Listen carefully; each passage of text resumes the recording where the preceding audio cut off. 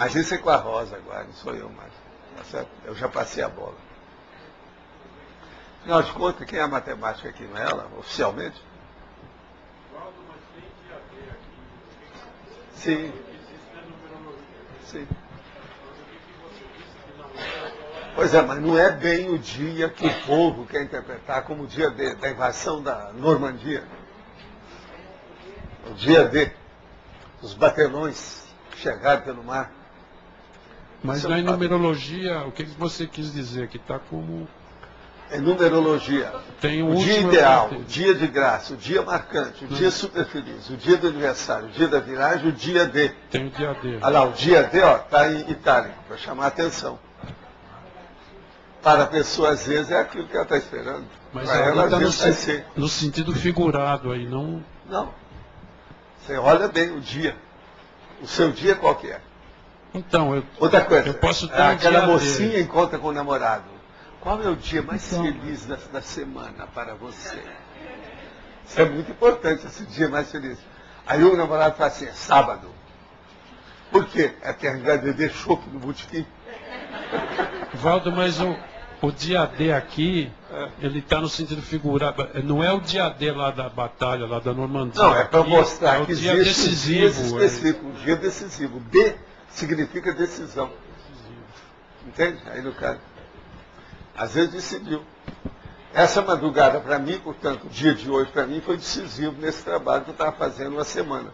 Quando eu estou fazendo um trabalho, centenas de páginas, durante uma semana, é porque é muito serviço. São muitas horas. Uma semana aí, tem 7 dias. Você multiplica isso por 4 horas, você tem 28 horas, não é isso? 28 horas contínuas, uma semana. É praticamente um dia dos 7, eu me dediquei para fazer essa revisão lá e essa inclusão. E outra coisa, aquilo exige muito detalhe, você não pode errar. É muita coisa que tem. Agora, com o passar do tempo, você fica automático. Eu só pensava naquilo. Eu fui dormir e estava vendo as coisas tudo na minha frente. Mas eu aprendi a opção de coisa com vocês. Vocês me deram umas aulas muito sérias. Gostei disso. Agora, estou caminhando para fazer os 3 volumes, 3 tomos, para a minha orientação, para a gente fazer uma revisão ainda maior ainda. Está ficando tudo equalizado agora, está começando. Ele está com 3.141 páginas hoje. 1000 páginas vai dar.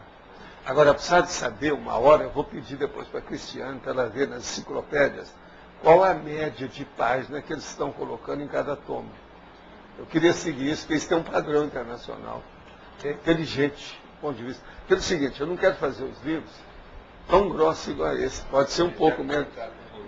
Porque ele já é pesado, já do tipo de página que nós usamos de papel. Então é muito mais difícil de manusear. Como nós vou ter muitos volumes, mais um, menos um, isso é bobagem. Então o negócio é passar assim, talvez, se devia a média, 1000 páginas, 900, cada um. Pois é possível ver. É que eles usam letras diferentes, papéis diferentes, né? A impressão é outra, igual ao dicionário. Agora, para nós, eu não quero diminuir nada disso, não. Tem que ser desse modo que é mais fácil para ler. Porque aqui a média, você sabe, é fonte 10.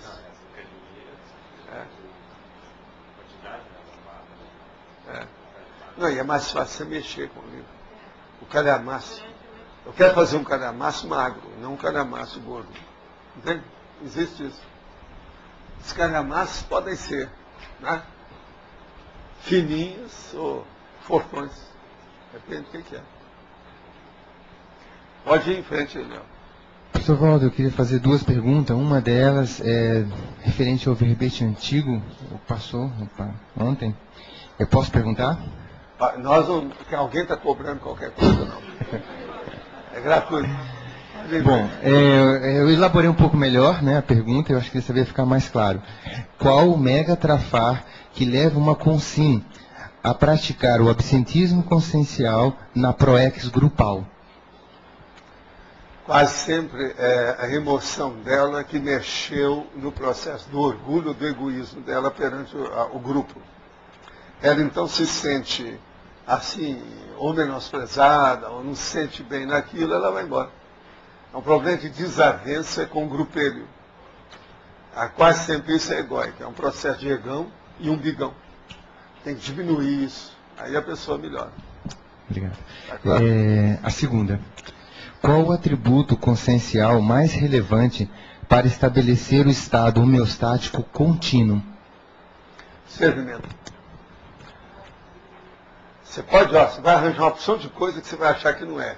Fala depois que eu vou te explicar e vamos ver quem é que tem razão do ponto de vista racional. Discernimento. Autodiscernimento. É a base de tudo. Sem discernimento, você não decide nada corretamente. A base de tudo é isso.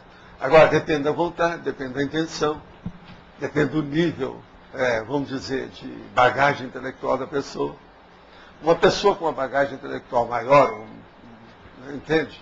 Um polímata, uma pessoa erudita, uma pessoa que tem mais noção das coisas, que já fez muita experiência ou pesquisa, essa pessoa pode ter mais discernimento, principalmente daquilo que ela trabalhou. Entende? Depende do que é. Então, o traquejo, o veteranismo, aumenta o discernimento, que é a experiência. Tá certo? Professor Valdo, assim, vou colocar uma experiência minha. Teve um momento que eu comecei a fazer alguns questionamentos, algumas reflexões, e aí eu pensei no evoluciólogo. E eu falei assim, não, vou cada vez mais me trabalhar com a noção de pergunta, eu perguntando toda a tertúlia, para fazer uma pergunta mais inteligente quando se encontrar com ele. Aí, quando eu coloquei essa questão, as respostas estão dentro de você mesmo. Tudo está dentro de você. Mas o problema é que às vezes a pessoa está sem vocabulário. Na palavra mental. A palavra mental é que falta. Mas, por exemplo, quando a pessoa pensa naquilo, ela não sabe expor os conceitos em palavras, em construtos, ela não sabe materializar o processo prático da comunicação. Mas, por exemplo, como que o evoluciólogo consegue instigar isso que você tem dentro de você? A melhor coisa que você vai fazer é estudar, estudar, estudar. Ler, ler, ler. Aumentar os dicionários cerebrais. Principalmente os 3 básicos. Sinonímia, antonímia e analógica. Agora veja, quando eu falo sinonímia, eu quero dizer dicionário de definição, tá certo? Que é uma das coisas que eu tenho na enciclopédia, é o dicionário de definições. É o primeiro que tem aqui. Nós temos 810 verbetes. São 810 definições. E outras coisas. Às vezes só sobre um tema, por exemplo, pega ProEx. Às vezes tem 12 definições sobre ProEx. Cada uma de um jeito. Hoje, por exemplo, eu estou começando a especular para fazer alguma coisa sobre criatividade.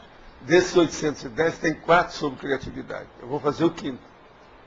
E é uma nuance dentro daquele problema. Isso é muito sério. Entende? Agora, Cristiano, eu estou vendo que você está aí com o Pedro. Estuda para mim o caso da enciclopédia e chega, mas pergunta para o Pedro. Eu quero o voto Minerva dele.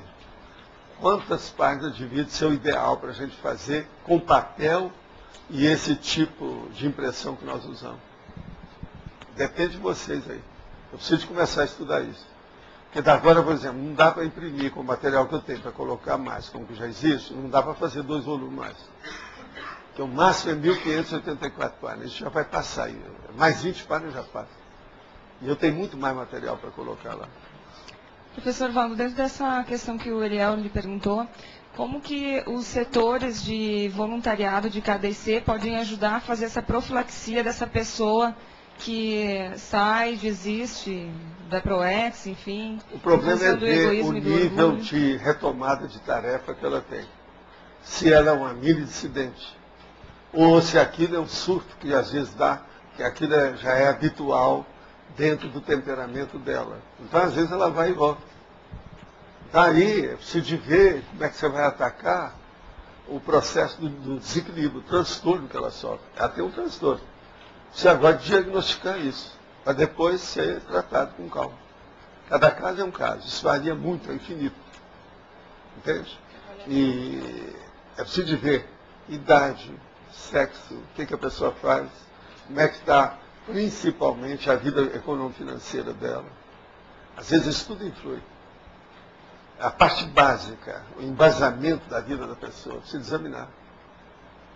Você entendeu? Entendi. É por aí. Esse é o caminho. Mas e